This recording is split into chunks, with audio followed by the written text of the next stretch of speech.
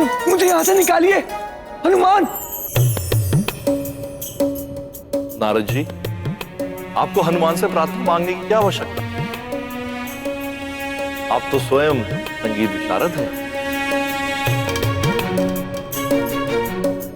हनुमान के समान आप भी अपने सुरों से इस हिम को पिघला दीजिए।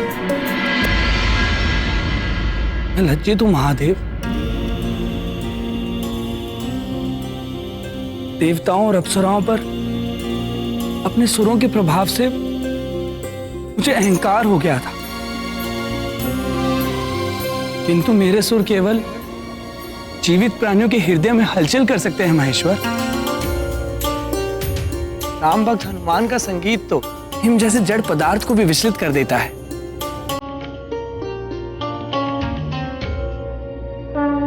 इसके कान तो क्या, हृदय भी नहीं। जुग परताप तुम्हारा, प्रसिद्ध जगत उजियारा, संत के तुम।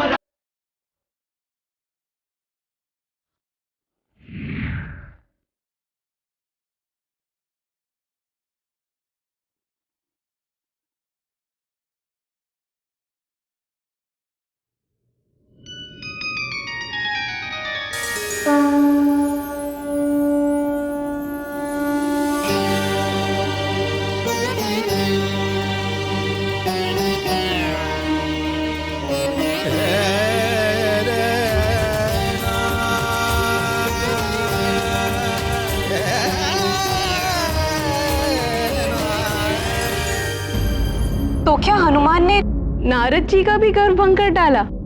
हमारे स्वामी के समान हनुमान जी भी 64 कलाओं के ज्ञाता है।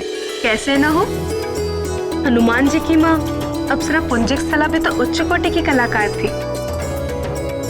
आप प्राणवल्लभ, पुंजिक स्थला का क्या हुआ? ऋषि के श्राप के प्रभाव से पुंजिक स्थला का स्वर्ग से पतन हो गया और उसने धरती पर वानर राज कुंजर की पुत्री अंजना के रूप में जन्म लिया। वानर राज कुंजर के घर में अंजना का यथारीति लालन पालन होने लगा। पूर्व जन्मों के संस्कार से अंजना की भी भगवान शंकर में अनन्य श्रद्धा थी। समय बीतता गया, यौवन के पग धरते ही अंजना का सौंदर्य खिल उठा, किंतु अन्य युवतियों से विपरीत अंजना आभूषण और अलंकार के साथ साथ शस्त्र विद्या में भी रुचि लेने लगी। वानरराज कुंजर ने उसे रोका नहीं, वरन उत्साहवर्धन ही किया।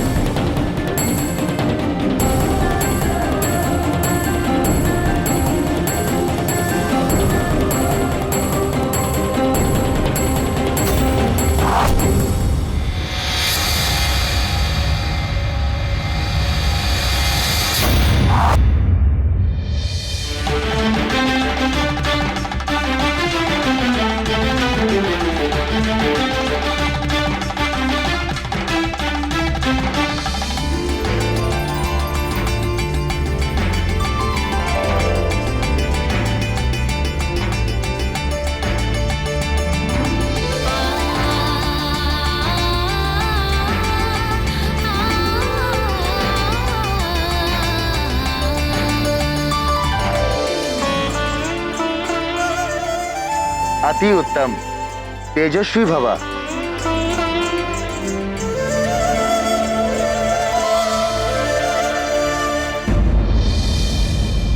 बहुत सोच समझकर पुंजिक स्थला को हनुमान की जननी के लिए चुना गया था, पर अभी भी वो भगवान भोले शंकर के अंश का भार वहन करने में समर्थ नहीं थी। अनेक परीक्षाओं को पार कर अंजना को उस योग्य बनना था। इसी उद्देश्य से उसके जीवन में विचित्र घटनाएं घटने लगी। और एक बार अंजना अपनी सखियों के साथ निकट के वन में आनंद विहार के लिए निकली।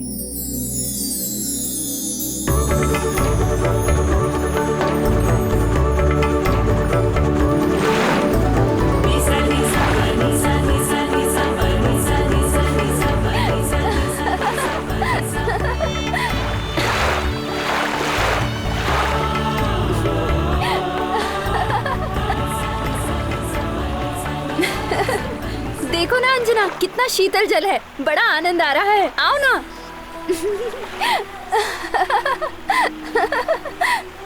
आओ ना, आओ ना अंजना।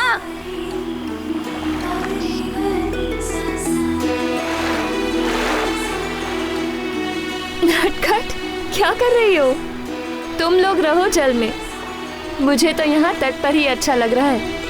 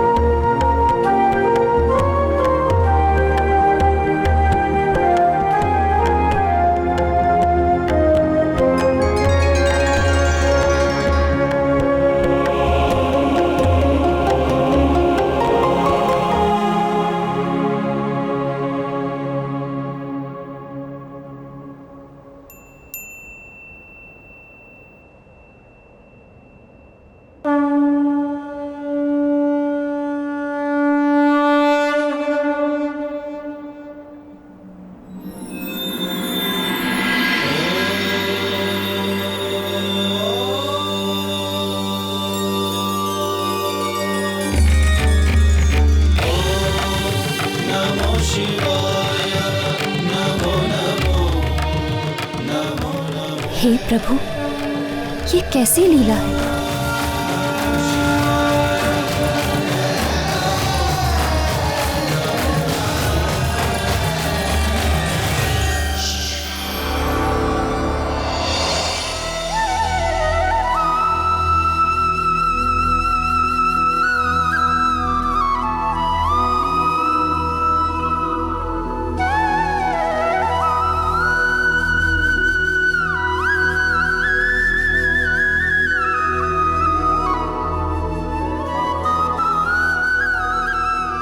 आप हमें सता रहे हैं मुरलीधर।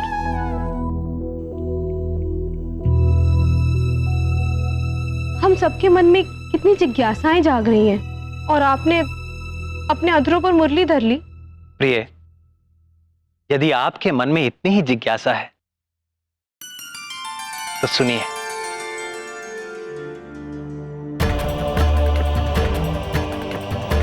महादेव का अंश जन्म से पूर्व ही अंजना का मार्गदर्शन करने लगा था। मनुष्य का प्रारब्ध अर्थात उसके जीवन में होने वाला घटनाक्रम जन्म से पूर्व ही निश्चित हो जाता है और चाहे अनचाहे हर प्राणी अपने भाग्य की ओर खिंचता चला जाता है। अंजना के जीवन का तो केवल एक ही उद्देश्य था, महादेव के अंश महाबली हनुमान का जन्म। ऐसा समझो कि बाल हनुमान की छवि बनकर वो भाग्य ही अंजना को एक विशेष दिशा में खींचे लिए जा रहा था। तो फिर उस वन में और क्या हुआ प्रभु?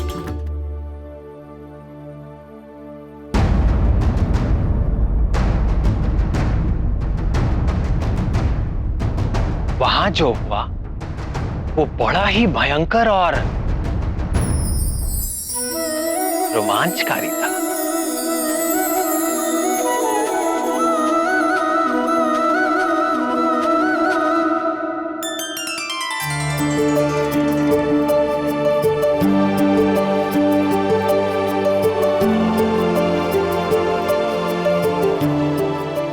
एक बार फिर दिखेगा तो उसके कान पकड़कर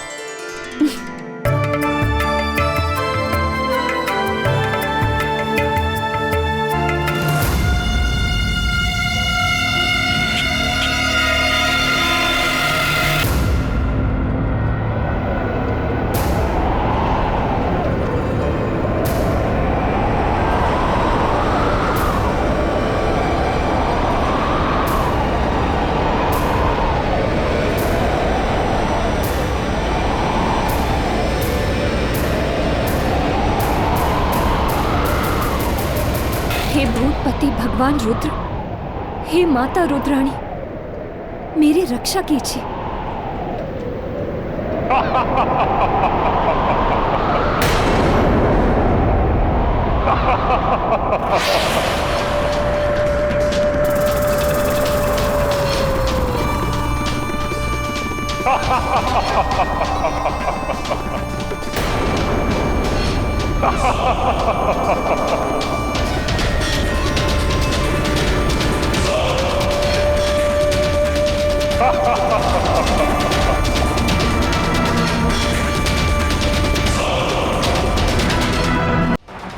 हे रुद्र रक्षा करो, हे वीरभद्र रक्षा करो, रक्षा करो। दम साधन से तुम्हारी रक्षा तो केवल दम साधन ही कर सकता है सुंदरी। डरो मत, मेरी ओर मुझसे विवाह करोगी फिर तुम्हें इस संसार में कभी किसी से कोई भय नहीं रहे, क्योंकि तीनों लोक में मुझसे ज्यादा बलशाली और मुझसे ज्यादा वीर कोई। आओ आओ मेरी पत्नी बन जाओ।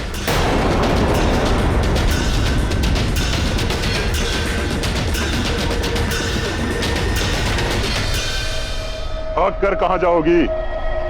रुक जाओ, देखो मुझे क्रोध आ रहा है।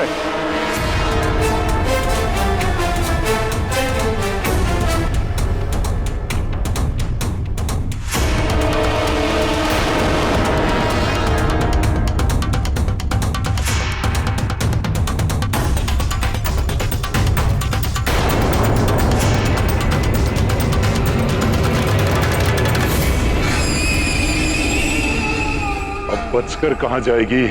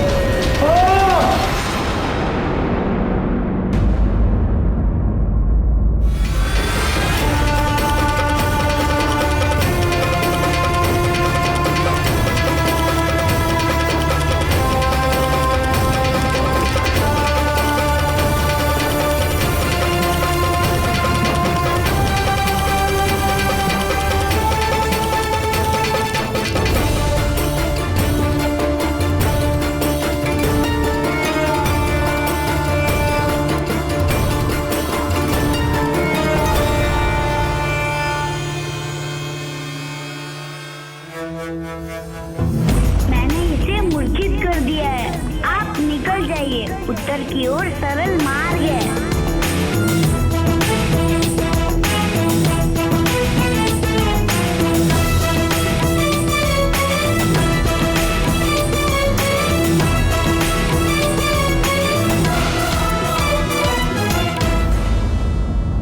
किंतु प्रभु, जिस वन में शंभ साधन जैसे भयंकर राक्षस का प्रकोप था, उस विकराल वन में बाल हनुमान अंजना को लेकर गए ही क्यों? हाँ नाथ, और फिर स्वयं ही माता की रक्षा भी की। इस जगत में कुछ भी अकारण नहीं होता, कुछ तो कारण होगा। ठीक है, यदि आप नहीं बताना चाहते तो ना बताएं, किंतु ये तो बताएं कि फिर अंजना का क्या हुआ? जिस उत्तर दिशा की ओर बाल हनुमान ने माता अंजना को भेज दिया था, वहां ऋषि पनक का आश्रम था। ऋषि ने अंजना को जलपान कराया और उनकी सारी व्यथा सुनी।